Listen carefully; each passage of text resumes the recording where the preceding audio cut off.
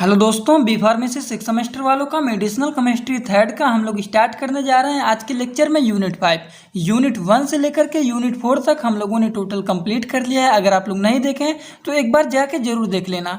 Playlist में आप लोग जाएंगे, वहाँ पे आप लोगों को सूटेबल लेक्चर मिल जाएगा यूनिट 1 से लेकर के यूनिट 4 तक का। आज के लेक्चर में हम लोग स्टार्ट करने जा रहे हैं यूनिट 5, जो कि आप लोग का है इंट्रोडक्शन टू ड्रग डिजाइन। इसके बारे में जो कुछ दिया गया है बहुत ही आसान तरीके से उसको पढ़ के आज के लेक्चर में यूनिट 1 से लेकर के यूनिट 5 तक आपका ये सब्जेक्ट हो जाएगा टोटल कंप्लीट। अब इनमें किसी को कोई डाउट होगा तो कमेंट बॉक्स में ज़रूर बताइएगा। और एक बात आप लोग को यहीं पे अभी तुरंत बता देना चाहता हूँ कि इन सभी का PDF आप लोगों को हमारे टेलीग्राम ग्रुप में मिल जाएगा। टेलीग्राम ग्रुप का लिंक डिस्क्रिप्शन बॉक्स में भी दिया गया है। अगर वो लिंक ना ओपन हो तो आप लोग सीधा सीधा जाइए टेलीग्राम में, वहाँ पे सर्च करिए सपोर्टिंग आप फार्मेसी, वहाँ से ज्वाइन होकर के सभी नोट्स का PDF आप लोग वहाँ से कलेक्ट कर लीजिएगा। ठीक, तो चलिए स्टार्ट करते हैं दोस्तों बिना देर किए हुए।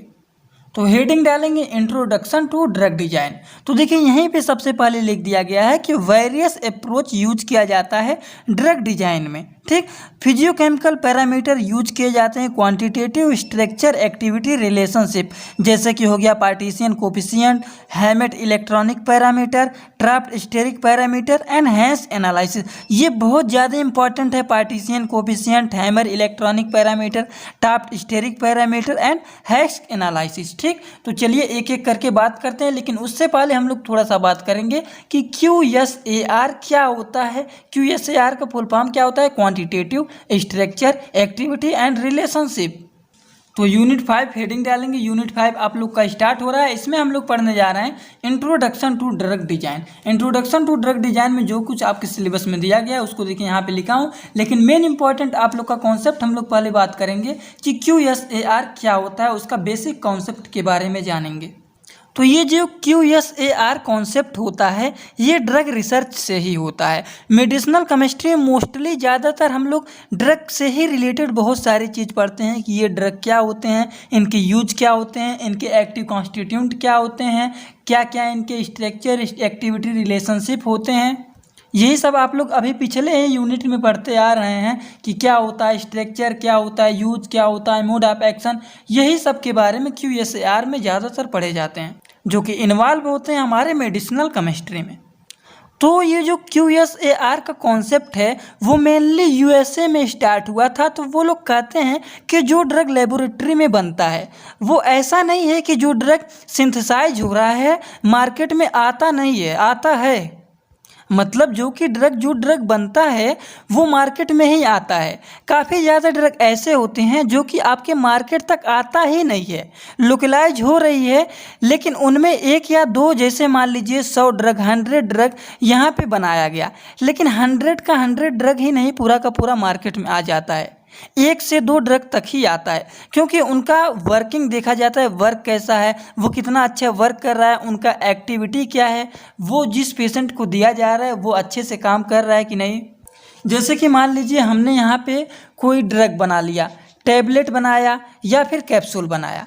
अब ये कैप्सूल लेबोरेटरी में पहले बनाया हमने, फिर ये लेबोरेटरी में आने के बाद ये चेक किया जाता है कि ये वर्क सही से कर रहा है कि नहीं। अगर सही से ये वर्क करने लग गया फिर इसके बारे में और नॉलेज लिया जाएगा कि इसका सब कुछ सही है कि नहीं। जब एकदम अच्छे तरीके से वर्किंग कर रहा है, जिसके लिए जैसे फीवर के लिए बना हुआ है, पैरासीटामॉल बना हुआ है, ठीक, अब ये पैरासीटामॉल फीवर में वर्क कर रहा है कि नहीं, सबसे पहले इसके बारे में पूरा इसका वर्क देखा जाएगा, सही से कर रहा है कि नहीं, इसका एक्टिविटी सही हो रहा है कि नहीं। जब इसका वर्क सही होने लगेगा, कम से कम 100 में 90% वर्क करने लगेगा अच्छे से, और फीवर के लिए बना हुआ है तो फीवर कंट्रोल करने लगा, तब ये धीरे धीरे करके मार्केट में क्या होने लगेगा, सप्लाई होने लगेगा। अब ये धीरे धीरे करके जब मार्केट में सप्लाई होने लगेगा और इस ड्रग का अच्छा रिस्पांस मिला अगर, तो ज़्यादा करके ये पूरे अच्छे तरीके से ये मार्केट में आ जाएगा। जैसे पैरासीटामॉल का आप लोग जान ही रहे हैं टैबलेट, और वो कितने अच्छे तरीके से ये बिक रहे हैं मार्केट में। क्यों? क्योंकि इसका जो रिस्पॉन्स है बहुत ही अच्छा है। तो उन लोगों का कहना यही था कि मतलब ड्रग तो बहुत सारे बनते हैं लेकिन मार्केट में पूरे के पूरे ही नहीं चले आते हैं। अब ये ड्रग हमने बनाया है फीवर के लिए, अब ये वर्क ही नहीं कर रहा है, 0% वर्क कर रहा है, 20% वर्क कर रहा है। फीवर के लिए बना, फीवर ही नहीं ठीक हो रहा है। तब जब इसका वर्क एक्टिविटी सही नहीं रहेगा तो इसको मार्केट में लाने का कोई फ़ायदा नहीं होगा। ये मार्केट में आके क्या करेगा, अगर आ भी जाएगा तो ये बिकेगा भी नहीं। क्यों? क्योंकि इसका जो वर्क है ये सही से वर्क कर ही नहीं रहा है। जब वर्क करेगा, इसका रिस्पांस सही देगा, इसका एक्टिविटी सही रहेगा, तब ये मार्केट में आएगा और ये अपना रिस्पांस अच्छा देगा और बहुत ही अच्छी तरीके से मार्केट में ये सेलिंग होगा। तो यूएसए वालों का कहना यही था कि लेबोरेटरीज में बहुत सारे ड्रग बनते हैं, 100 ड्रग बनेंगे और भी बहुत ज़्यादा टाइप के ड्रग बनेंगे, लेकिन चलेगा मार्केट में वही जिसका रिस्पांस, एक्टिविटी, वर्क सब कुछ एकदम सही रहेगा, वही मार्केट में चलता है। ठीक, आई होप बेसिक कॉन्सेप्ट आप लोग को समझ में आ गया होगा। अब इनके बारे में कैसे लिखेंगे, देखिए, it has been seen that discovery of a new drug, जब हम लोग डिस्कवरी करते हैं न्यू ड्रग का, इस सच चैलेंजिंग प्रोसेस, वो जो होता है चैलेंजिंग प्रोसेस होता है, out of 100 compound synthesised in research laboratory, 100 drug बनते हैं, फिर उसका रिसर्च किया जाता है लेबोरेटरी में, ओनली वन या फिर some time non research the ultimated as a drug and it has been ultimated the traditional process of the synthesise of the compound based on the trial या फिर error method. ये 2-3 method होते हैं, इन सभी method के द्वारा ये क्या किया जाता है, सिंथेसाइज किया जाता है। ट्रायल मेथड होते हैं, एरर मेथड होते हैं और रैंडमली स्क्रीनिंग, ये 2-3 मेथड के द्वारा ये क्या किए जाते हैं, सिंथेसाइज किए जाते हैं। ठीक, and it's activity of the very expensive and time consuming. ठीक, उसके बाद इसमें 1-2 पॉइंट और भी लिख सकते हैं आप लोग, thus it require that the synthesise of a new compound should be design systematically of carefully and therapeutic activity should be determined are on appropriate test system and in drug design the first step is selection and variation। सबसे पहले उसको क्या किया जाता है, सबसे पहला step होता है उसको सिलेक्शन किया जाता है, फिर वेरिएशन होता है of lead compound, then determine its relationship between the chemical structure and biological activity, फिर उसके रिलेशनशिप को देखा जाता है chemical structure and biological activity के बारे में। तो QSAR का जो कॉन्सेप्ट है सबसे पहले स्टार्ट हुआ था USA में। उन लोगों का कहना यही था कि लेबोरेटरी में ड्रग बहुत सारे बनते हैं, लेकिन वो जैसे 100 टाइप की दवा बन गए, 100 दवा बन गए, लेकिन लेबोरेटरीज से बाहर हमारे मार्केट में बनते तो इतने ज़्यादा हैं, लेकिन सभी के सभी मार्केट में ही नहीं तुरंत सप्लाई होते हैं। सबसे पहले उनका सब कुछ जाँच किया जाता है, वेरिएशन होता है, फिर क्या क्या होता है, रिलेशनशिप होता है, उसका देखा जाता है, सिलेक्ट किया जाता है, वेरिएशन किया जाता है, उनका एक्टिविटी देखा जाता है, उनका वर्क देखा जाता है, उनका रिस्पॉन्स देखा जाता है कि वो ड्रग किस लिए बना हुआ है और वो अपना काम सही से कर रहा है कि नहीं। तो उनका कहना यही था कि जितने ड्रग बनते हैं अगर उनका वर्किंग सही रहेगा तो सभी के सभी चले आएंगे, लेकिन ऐसा नहीं होता है। उनमें से 1 से 2 ही ड्रग आते हैं मार्केट में जिनका वर्क एकदम 100% सही रहता है, वही ड्रग सप्लाई किया जाता है मार्केट में। ठीक, यही कॉन्सेप्ट है आप लोगों का QSAR का। QSAR का फुल फॉर्म कभी कभी एग्जामिनेशन में पूछ लेता है। तो QSAR का फुल फॉर्म होता है क्वांटिटेटिव स्ट्रक्चर एक्टिविटी रिलेशनशिप। अब आई होप आप लोग को QSAR में किसी को कोई डाउट नहीं होगा। अगर किसी को कोई डाउट होगा तो कमेंट बॉक्स में ज़रूर बताना। जो इतना बताया हूँ अभी तक इसमें किसी को कोई डाउट हो। अब आप लोग हेडिंग डालेंगे फिजियोकेमिकल पैरामीटर। अब हम लोग बात करने जा रहे हैं फिजियोकेमिकल पैरामीटर के बारे में। सबसे पहला अप्रोच यहाँ पे दिए गए हैं, कौन से, वेरियस अप्रोच ड्रग यूज किए जाते हैं किसमें, ड्रग डिजाइन में। सबसे पहले हम लोग बात करेंगे physicochemical parameter use in the QSAR। QSAR का मतलब क्या होता है, क्वांटिटेटिव स्ट्रक्चर और एक्टिविटी रिलेशनशिप। तो चलिए हेडिंग डालते हैं आप, फिजियोकेमिकल पैरामीटर। ठीक, इसमें देखिए वेरियस पैरामीटर यूज किए जाते हैं QSAR स्टडी में। ठीक, कौन कौन से होते हैं, सबसे पहला हमारा होता है hydrophobicity, steric parameter and electronic parameter, जो कि हमारे सिलेबस में इसमें दिए गए हैं। कौन कौन से दिए गए हैं वो आप लोग देख लेना, पार्टीशियन कोफिशिएंट है, टॉप्ड कॉन्सेप्ट है, वर्लूप स्टेरिक पैरामीटर आते हैं, लेकिन ये आपके सिलेबस में नहीं दिए गए हैं। हैमेट इलेक्ट्रॉनिक पैरामीटर हो गए। ठीक, तो सबसे पहले हेडिंग डालेंगे ये, उसके बाद हम लोग बात करेंगे पार्टीशियन कोफिशिएंट के बारे में, हाइड्रोफोबिसिटी के बारे में। तो क्या होते हैं हाइड्रोफोबिसिटी। हाइड्रोफोबिसिटी जो होता है hydrophobicity character of a drug is a crucial of ना इजिली क्रॉस करता है the cell membrane and many also important होते हैं रिसेप्टर के इंटरेक्शन में। अब पार्टीशन कोफिशिएंट सब क्या होते हैं। पार्टीशन कोफिशिएंट जो होता है हाइड्रोफोबिसिटी ऑफ ए ड्रग, ये क्या होते हैं हाइड्रोफोबिसिटी के एक ड्रग होते हैं जो कि मेजर किया जाता है experimentally by the testing the drug relative distribution is also known as partition coefficient. Examination में आ जाता है डिफाइन पार्टीशन कोफिशिएंट या फिर what is partition coefficient and write the formula of partition coefficient. तो पार्टीशन कोफिशिएंट का एक formula मैं यहाँ पे लिख दिया हूँ और एक फार्मूला इसका यहाँ पे भी है, जो आप लोग को सही लगे वो लिख लेना। पार्टीशन कोफिशिएंट को P से डिनोट करते हैं is equal to concentration of drug in the organic phase और concentration of drug in the aqueous phase. तो ये दो फेज होते हैं, इसका ये फार्मूला है। फार्मूला आप लोग तैयार कर लेना, एग्जामिनेशन में फार्मूला पूछ लेता है right the formula partition coefficient. तो पार्टीशन कोफिशिएंट का एक फार्मूला यहाँ पे भी है, जो आप लोग को आसान लगे वो तैयार कर लेना। और पार्टीशन कोफिशिएंट को हम लोग P से डिनोट करते हैं। और पार्टीशन कोफिशिएंट के बारे में 2-3 पॉइंट यहाँ पे और दिए गए हैं, इसको आप लोग अगर लिखना चाहते हैं लिख सकते हैं, नहीं तो डेफिनेशन और फार्मूला आप लोग तैयार कर लेना इसको। क्योंकि एग्जामिनेशन में ज़्यादातर क्या होता है पार्टीशन कोफिशिएंट और इसके फार्मूला क्या होते हैं, ये ज़्यादा इंपॉर्टेंट होता है, यही ज़्यादातर पूछे जाते हैं। और इनके बारे में थोड़ा सा 2-4 पॉइंट और दिए गए हैं, ये लिखना चाहते हैं आप लोग तो आराम से वीडियो को रोक करके लिख लीजिएगा, नहीं तो PDF तो शेयर करूँगा ही, आप लोग वहाँ से पढ़ लेना। दूसरा हेडिंग डालेंगे आप लोग, क्या डालेंगे heading electronic parameter. Electronic parameter में हम लोग को क्या पढ़ना है, हैमेट कांस्टेंट के बारे में, हैमेट पैरामीटर, हैमेट इक्वेशन, जो कि आपके सिलेबस में दिया गया है। तो क्या होते हैं ये हैमेट, देखिए हैमेट equation in organic chemistry describe होता है लीनियर फ्री एनर्जी रिलेशनशिप में and relating reaction rate and equilibrium constant for many reaction involving benzoic acid derivative with the Meta and para substituent.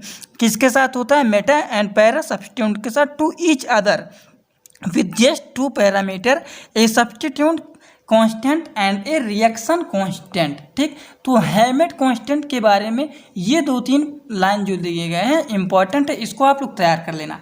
अब देखिए हम लोग थोड़ा सा बात करने जा रहे हैं स्टेरिक पैरामीटर क्या होता है, और स्टेरिक पैरामीटर में हम लोग को पढ़ना है टॉप स्टेरिक पैरामीटर, जो कि आप लोग सिलेबस अपना निकालिए, वहाँ पे देखिए दिए गए हैं। सिलेबस के बाहर कुछ नहीं बताएंगे, सिलेबस के अंदर ही सब कुछ चलेगा। ठीक, तो देखिए यहाँ पे क्या दिए गए हैं, टॉप स्टेरिक पैरामीटर। लेकिन स्टेरिक पैरामीटर क्या होता है, इनके बारे में थोड़ा सा जानना जरूरी है, तो हेडिंग डालेंगे स्टेरिक पैरामीटर।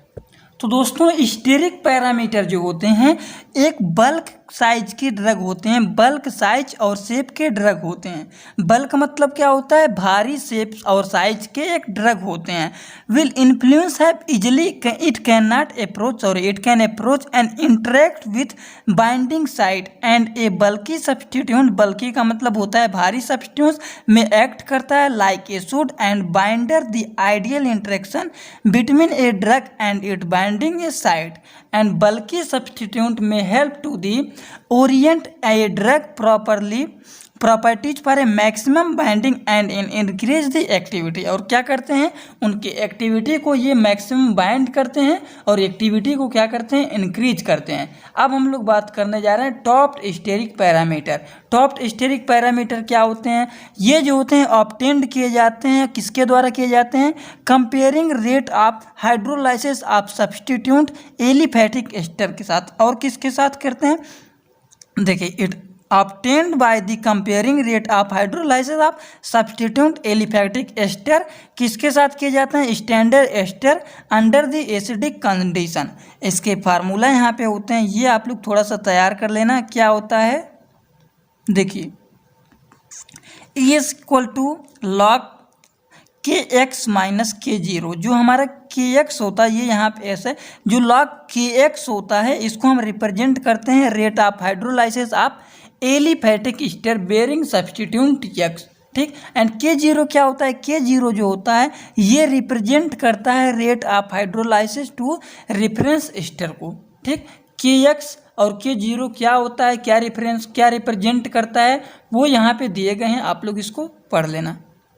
अब हम लोग बात करने जा रहे हैं हैंक एनालिसिस के बारे में, जो कि सिलेबस में दिए गए हैं। तो चलिए हेडिंग डालते हैं। अब क्या हेडिंग डालेंगे? Hansch analysis.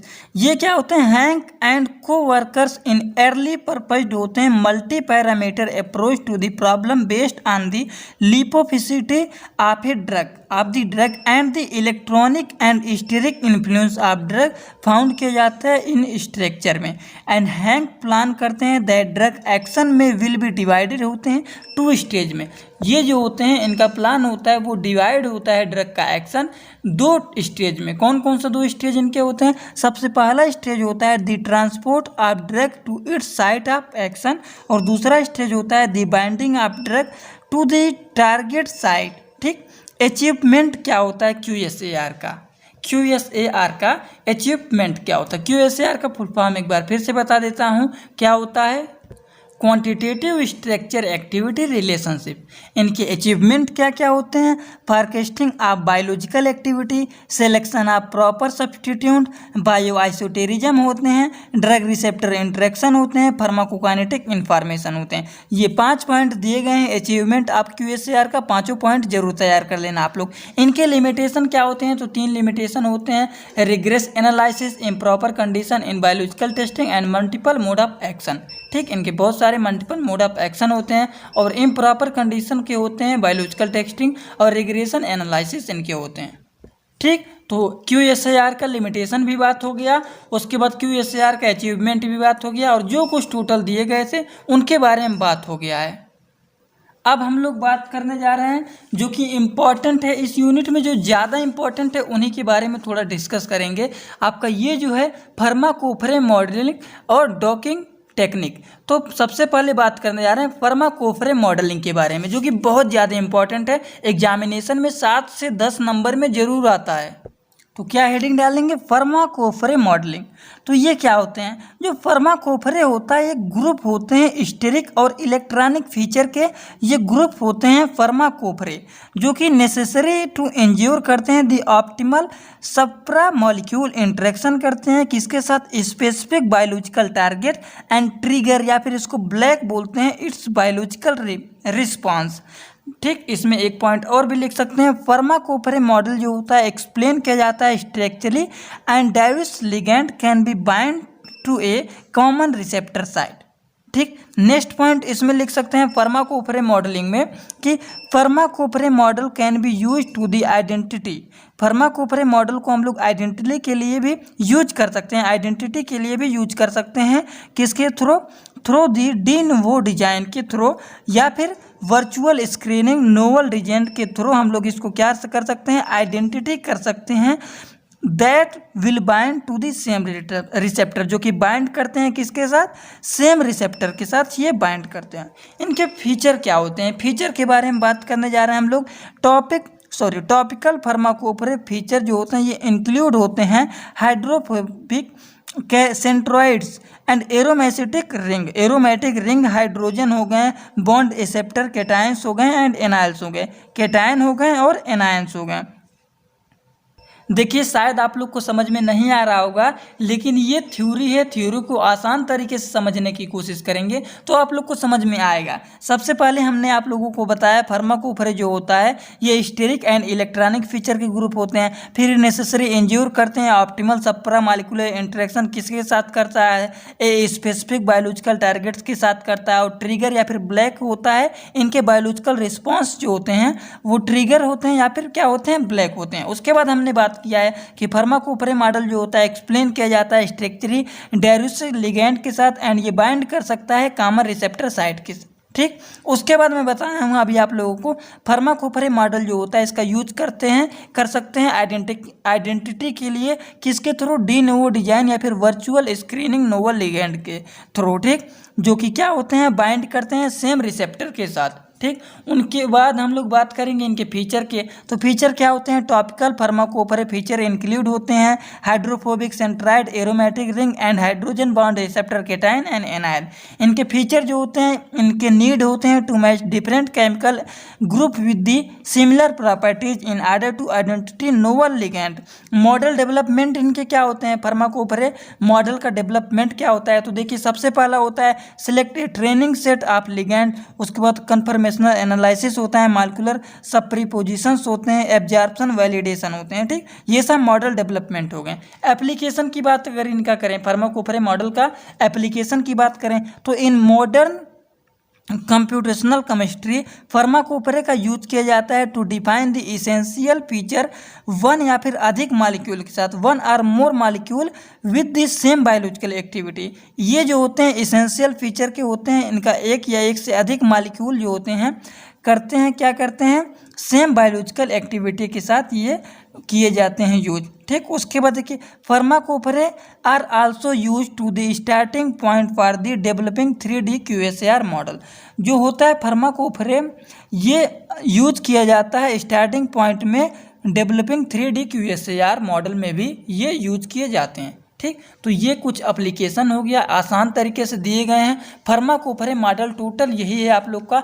ये कभी कभी क्या ज़्यादातर 7 नंबर में इस यूनिट से फार्माकोफोरे मॉडल पूछ लेता है। फार्माकोफोरे मॉडल पूछ लेगा, नहीं तो डकिंग टेक्निक के बारे में पूछ लेगा।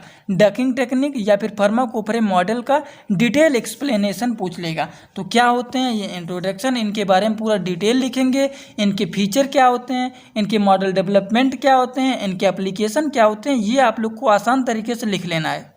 तो इस यूनिट में नेक्स्ट एंड लास्ट हम लोग ये बात करेंगे जो कि बहुत ज़्यादा इंपॉर्टेंट है। आप लोग के एग्जाम बहुत ज़्यादा करीब आ गए हैं, इसलिए जो टॉपिक बहुत ज़्यादा इंपॉर्टेंट है वो टॉपिक ज़्यादातर हम लोग डिस्कस करेंगे। ठीक, तो डकिंग टेक्निक क्या है, the molecule modelling ducking is method. ये जो होता है मॉलिक्यूल मॉडलिंग डकिंग होता है एक मेथड होता है जो कि प्रिडिक्ट करता है preferred orientation of molecule to second और when bound to each other to form a stable complex. उसके बाद इसमें एक पॉइंट और लिखेंगे, knowledge of the preferred orientation in turn में भी use to predict the strength of the association या फिर binding efficient between two molecules doing example scoring function. दो मॉलिक्यूल्स हमारे हैं, जैसे एक हमारा टारगेट मॉलिक्यूल हो गए, एक हमारा लिगेंड हो गए, इनके द्वारा आकर के दोनों क्या हो जाएंगे, आपस में अटैच हो जाएंगे। ठीक, इनके बारे में यहाँ पे 1-2 पॉइंट और दिए गए हैं, आसान तरीके से इसको लिख लेना। मेन इंपॉर्टेंट बात है डकिंग जो हमारा होता है ये कितने टाइप के होते हैं।